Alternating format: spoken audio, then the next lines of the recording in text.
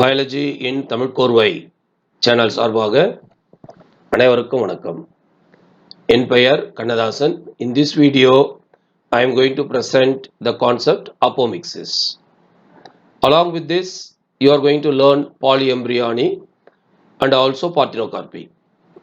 And this is the last video of this lesson, students. That is the first lesson in Tamil Nadu textbook botany, English medium. And I am going to post the list of videos along with the Google Doc Forms question paper link in the WhatsApp group. My WhatsApp group title, group name is TN Topper at NEET Biology, for which the link is given in the description, student. Through this link, you can join our WhatsApp group. I am posting the slides, very important slides in the WhatsApp group. It is very difficult for sending the slides to the students, each and every student. So that is the reason why I formed the group, so that you can download those slides and make utilize of it. So I am going to present, post the list of videos in this lesson and also the list of question paper.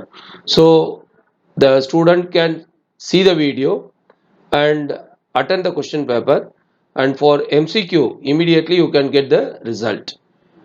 The MCQ alone meant for both NEET as well as board student, whereas the descriptive questions then board student alone can attend by writing the answer in a separate notebook, test notebook, and you can do your self correction.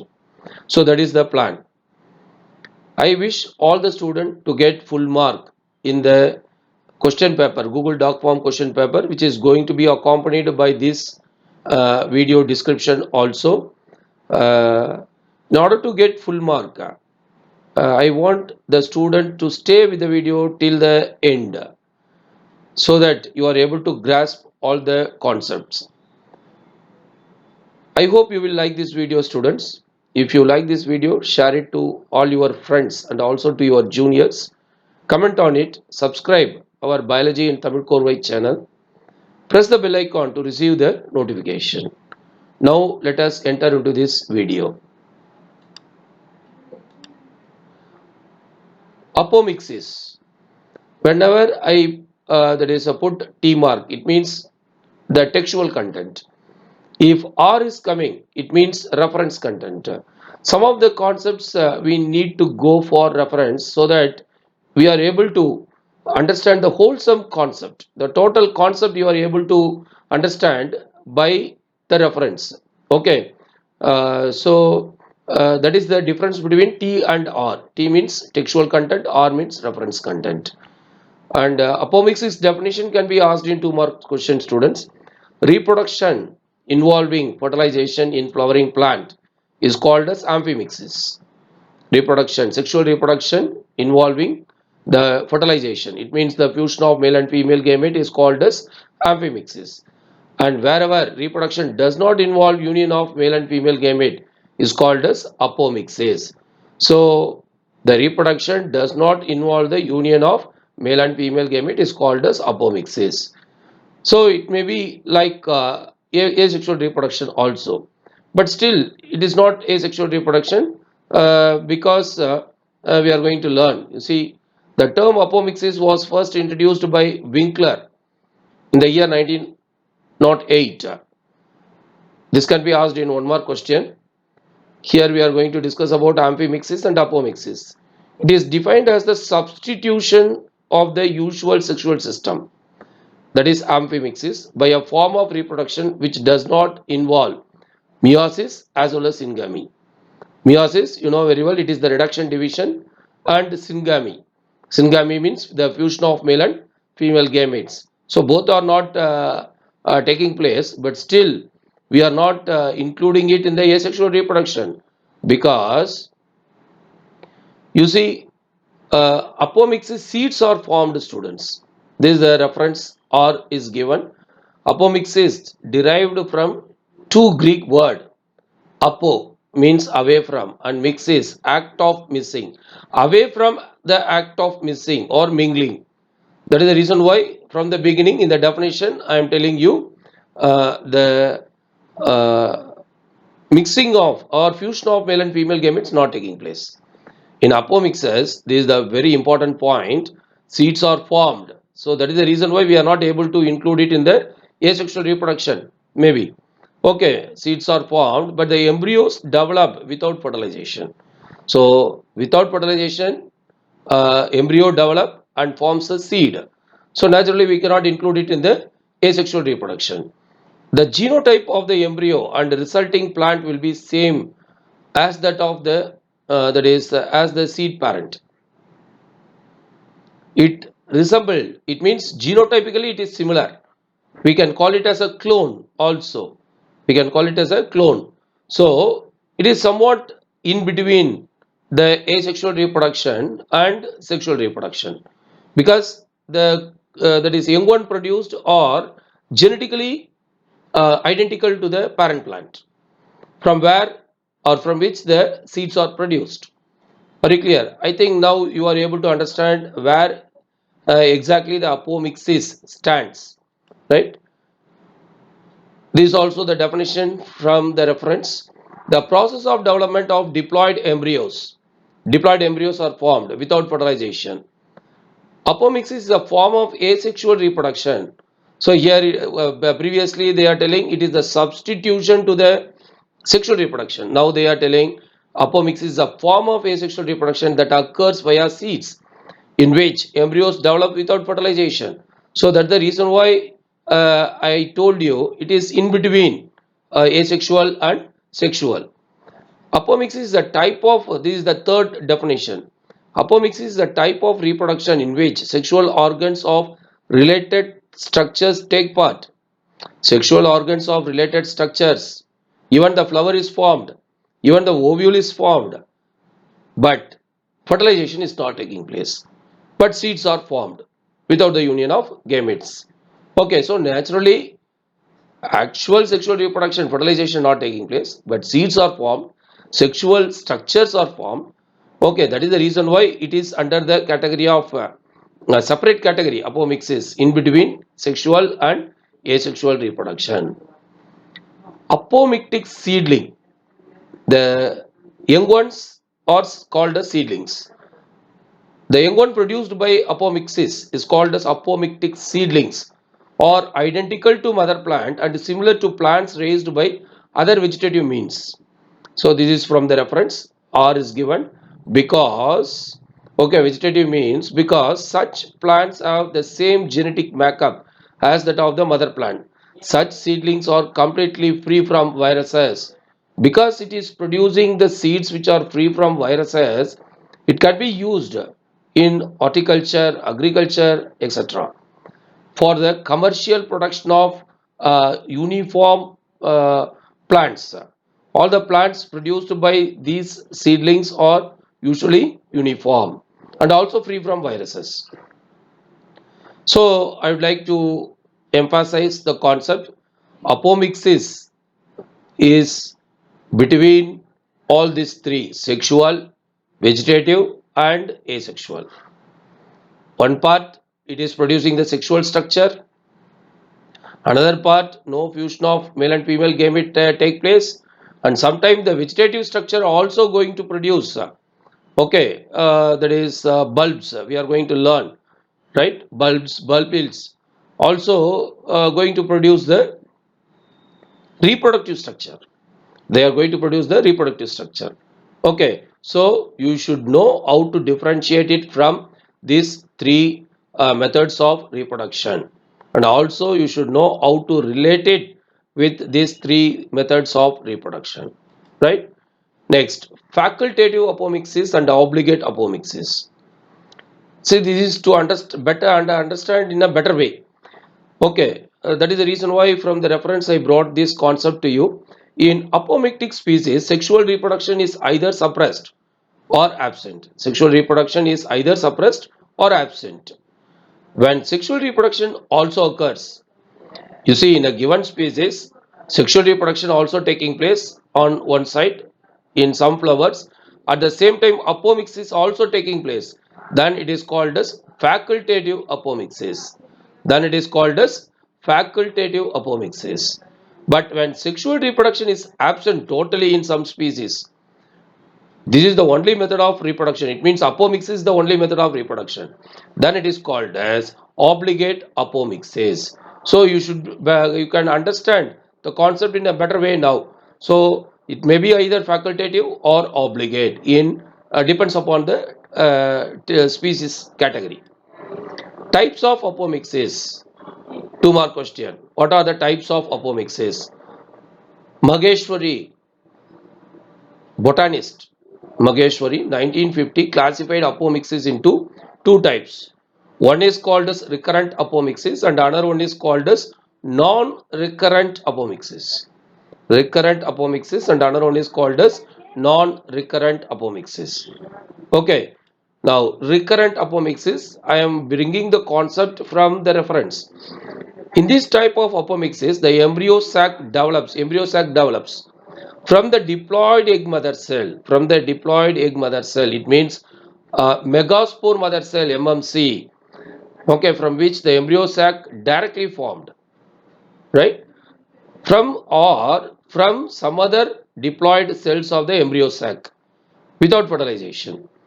Okay, so some other cells of the embryo sac without fertilization means already it is formed from the diploid cell only, that is megaspore mother cell, and some other cells of the embryo sac, diploid cells of the embryo sac means within the embryo sac there are some diploid cells. Say example, two polar nuclei join together and form the secondary nuclei.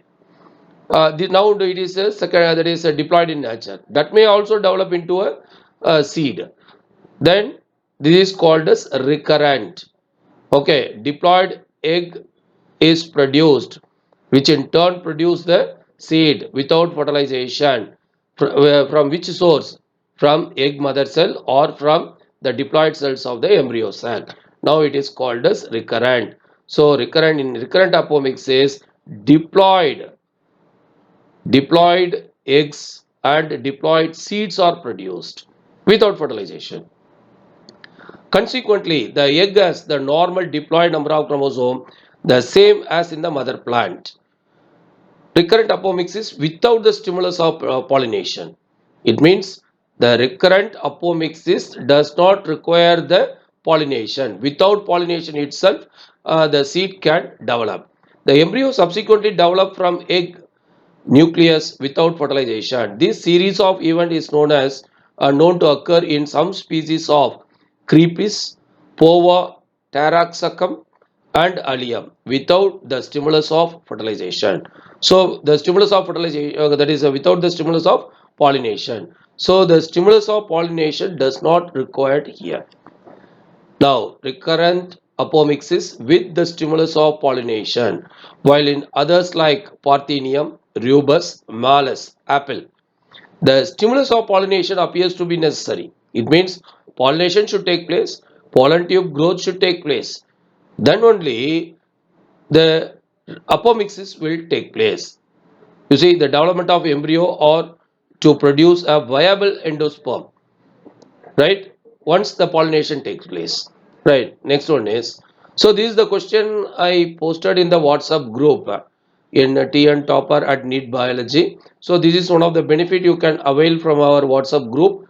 You see, before the video is published, I am posting these slides in the WhatsApp so that the student can make utilize of it. This is one of the neat type of question, student. What is common between vegetative reproduction and apomixis? You see, that is the reason why I already presented one slide. It is one way related with sexual, another one way related with asexual, one way related with vegetative. Now they are asking what is common between vegetative reproduction and apomixis. Now the answer given, both are applicable to only dicot plant. No, it is applicable to monocot plants also. Both bypass the flowering plants. No, flowering also occurs. It cannot bypass the flowering plant. Both occur around the year. Sometimes the flowers are produced only in the particular season. So in that season also, in that season only, the apomixis can occur. So this also not applicable. Both produces progeny identical to the parent. It means apomixis as well as vegetative produce progeny identical to the parent. So this is the correct answer. D option is correct. Now, non-recurrent apomixis, this is the textual content. Haploid embryo sac, developed after meiosis. So haploid embryo sac is formed. Okay, developed after meiosis, develop into embryo without fertilization. So what is formed as a new progeny? It is haploid. That is the point to be noted. Now, in this type of apomixis, the embryo develops directly from the haploid egg cell. Embryo developed directly from the haploid egg cell. Okay, so keyword is haploid already I gave here. So this is also called as haploid parthenogenesis because you know very well what is parthenogenesis. Fertilization does not take place. So here also fertilization does not take place. Haploid egg cell directly develop into seed. Some other haploid cells of embryo sac, haploid apogamy. Some other haploid cells of the embryo sac. What are the other haploid cells of the embryo sac? It may be synergids, it may be antipodals, it may be polar nuclei. Both polar nuclei join together and form secondary nucleus, then only it is diploid.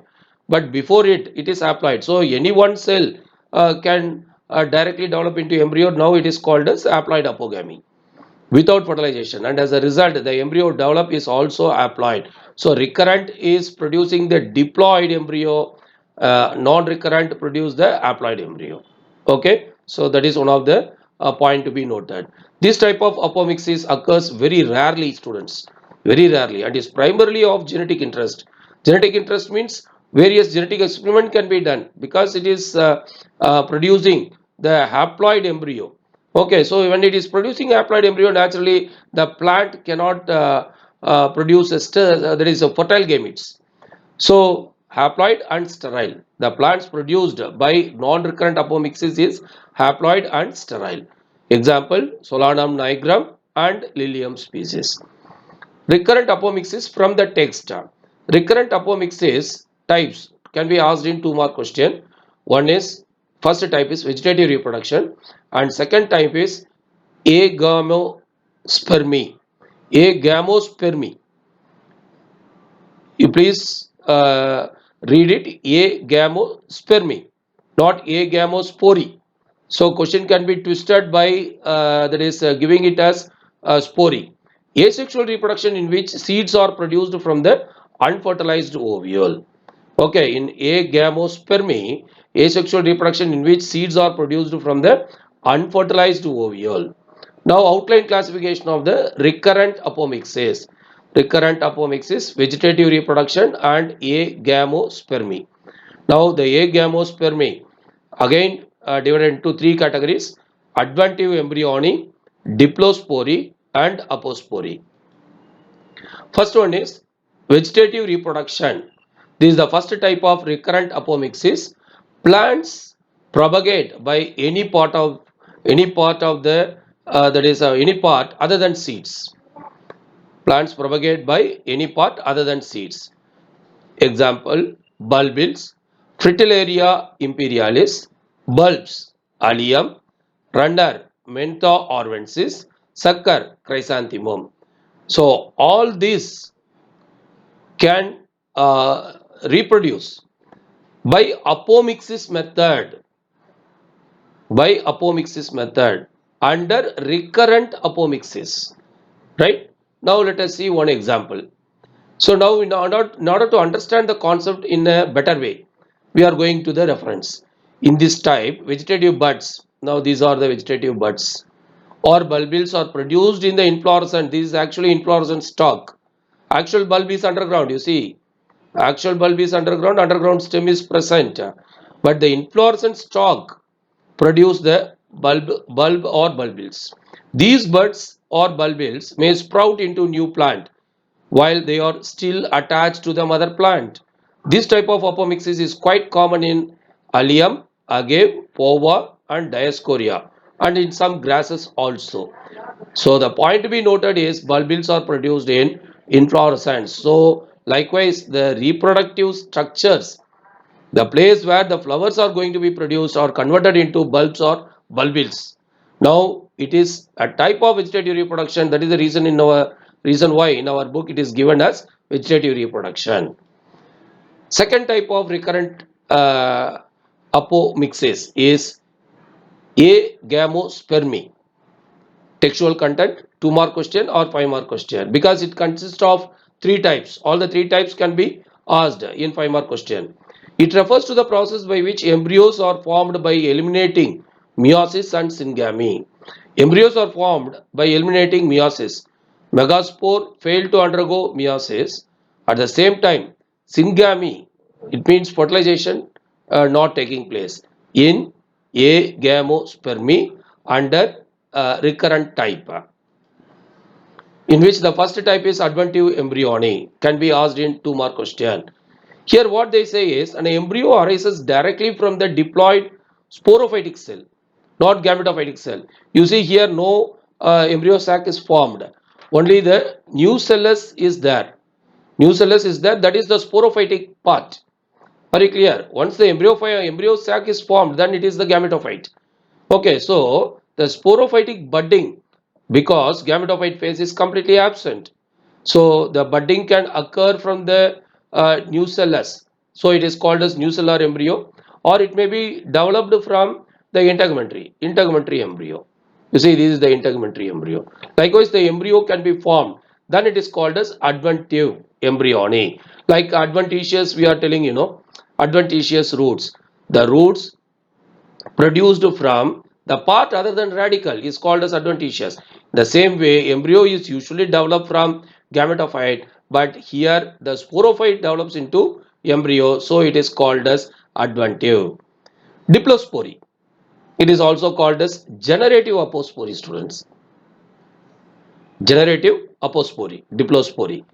A diploid embryo sac is formed.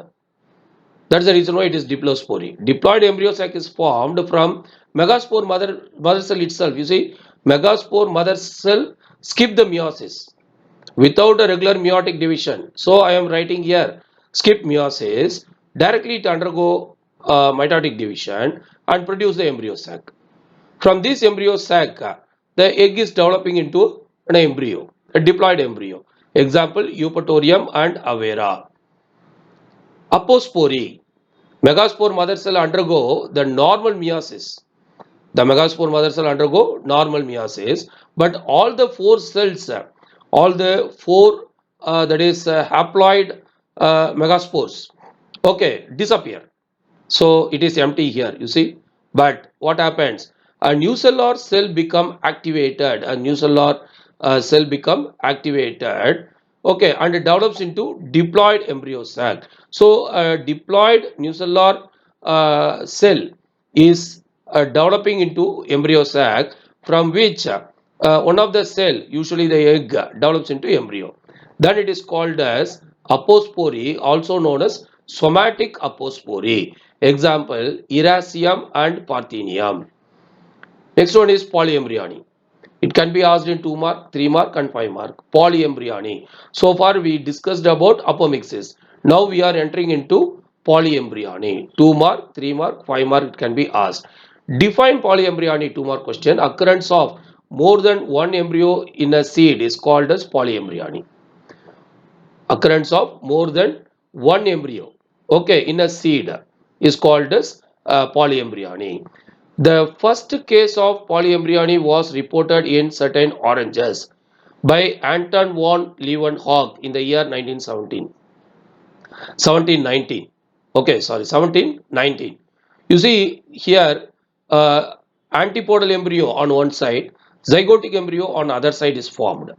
Okay, antipodal embryo and zygotic embryo. So more than one embryo, so it is called as what is it? Polyembryony, right?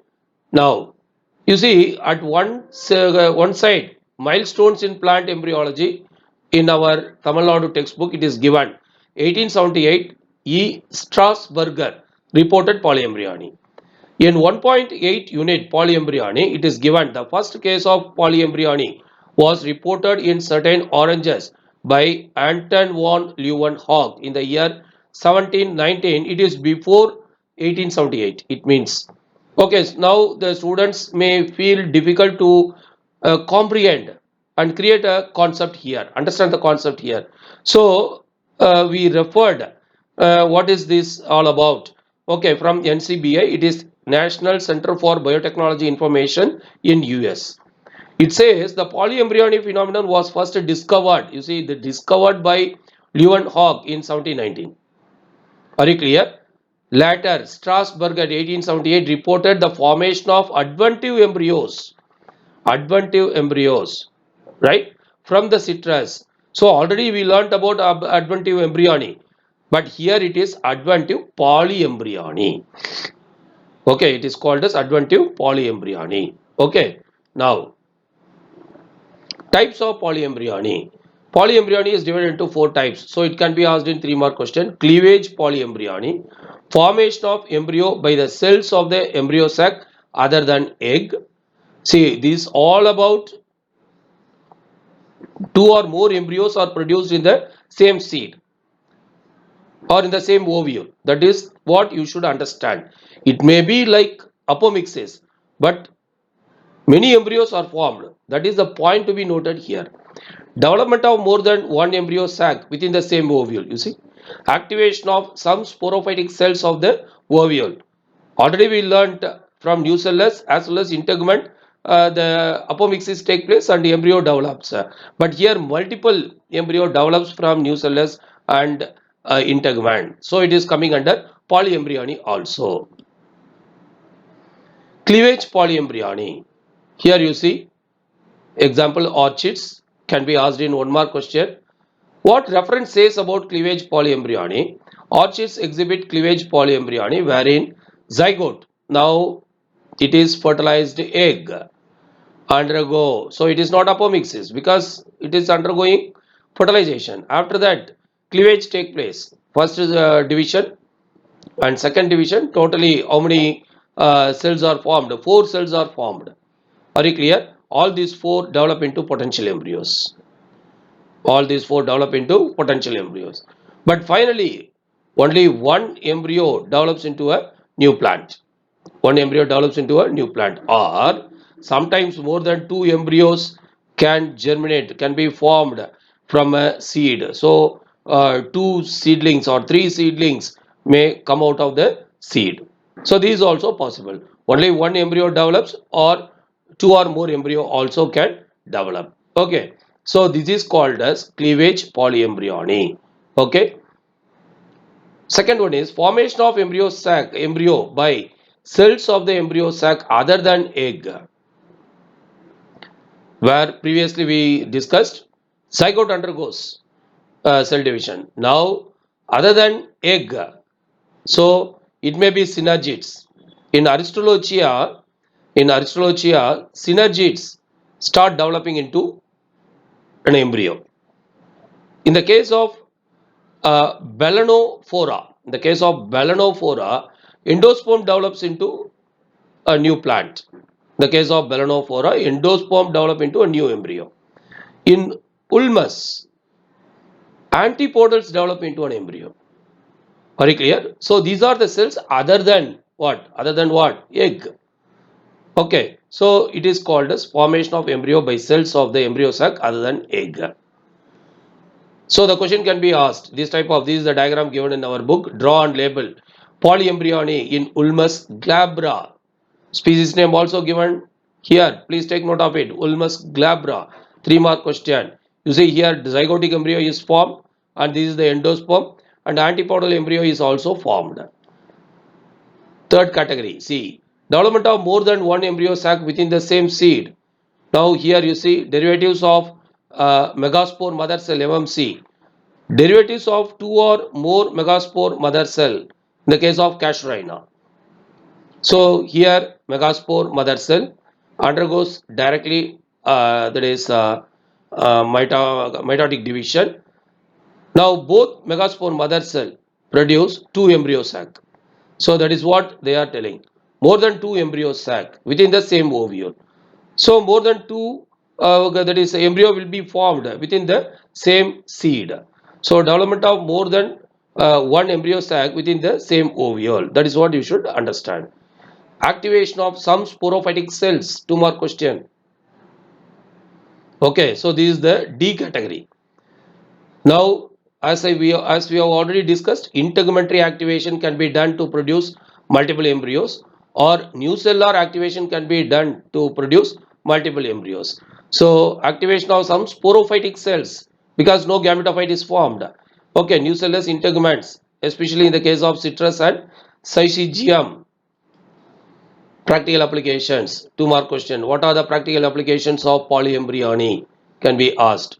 The seedlings formed from the nucellular tissue in citrus are found better clones, okay, for orchards, okay, to produce in that is commercially by farming. We are able to produce the lemon, and all will be similar, uniform. So it gives the better yield. Embryos derived through polyembryony are found virus free. So that is also additional benefit we should understand. Now we are going to learn about parthenocarpy. 5 mark question, inclusive of that is the entire parthenocarpy can be asked in 5 mark question. As mentioned earlier, the ovary becomes the fruit and the ovule becomes the seed after fertilization. This is usually taking place. However, in a number of cases, fruit-like structure may develop from the ovary without the act of fertilization. Without the act of fertilization. Okay, no fertilization take place, but the ovary develops into fruit. So naturally, ovule without fertilization not developing into seed. So it is seedless fruit or called as parthenocarpic fruits. Invariably, they will not have true seeds.